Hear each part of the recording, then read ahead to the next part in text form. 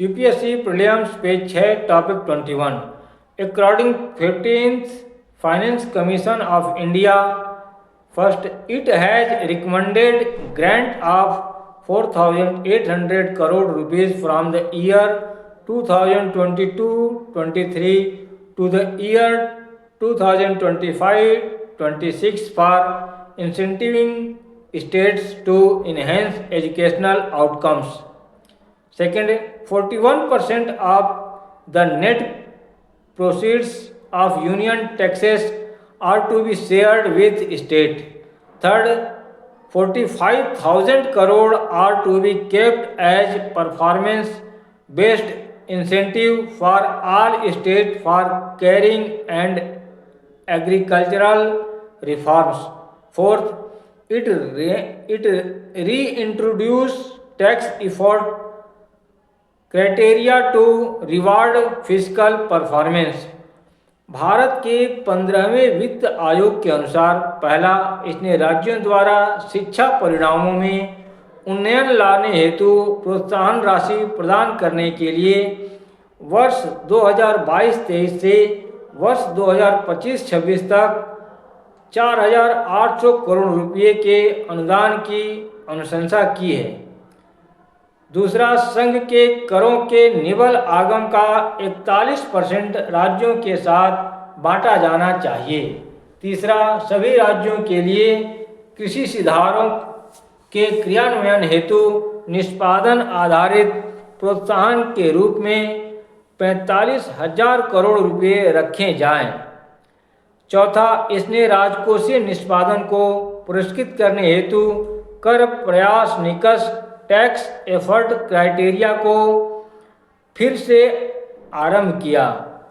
Star mark, 14वें वित्त आयोग में संघ के करों के निवल आगम का 42% राज्यों के साथ बांटा जाना चाहिए।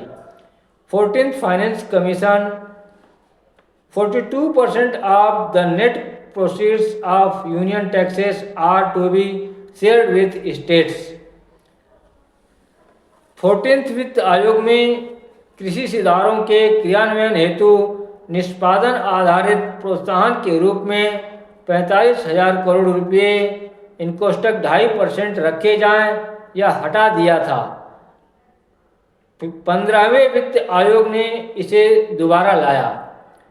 14th finance commission 45,000 crore rupees इनको 2.5% are to be kept as performance-based incentive for all states for carrying out agriculture reforms cancelled, but in 15th Finance Commission bring it again.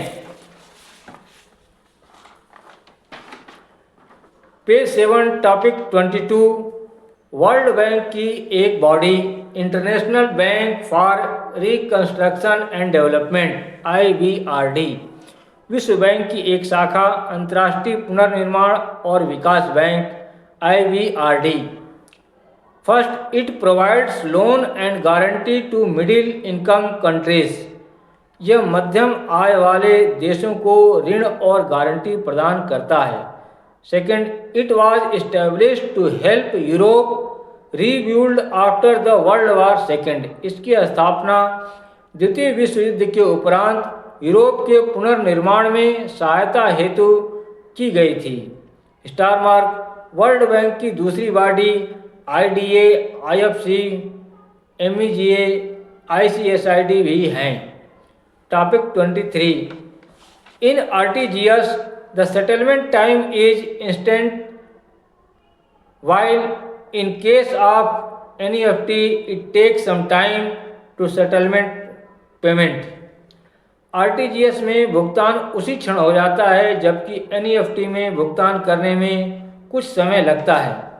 RTGS real time gross settlement, RTGS 2 lakh से बड़े amount को 30 minute के अंदर अंदर भुगतान कर देता है या तुरंत भुगतान कर देता है। NEFT 2 लाख से कम अमाउंट को 1 से 2 घंटे में या कुछ देर में भुगतान करता है। IMPS 5 लाख तक ही IMPS कर सकते हैं। IMPS में तुरंत पैसा भुगतान होता है सेकंड में।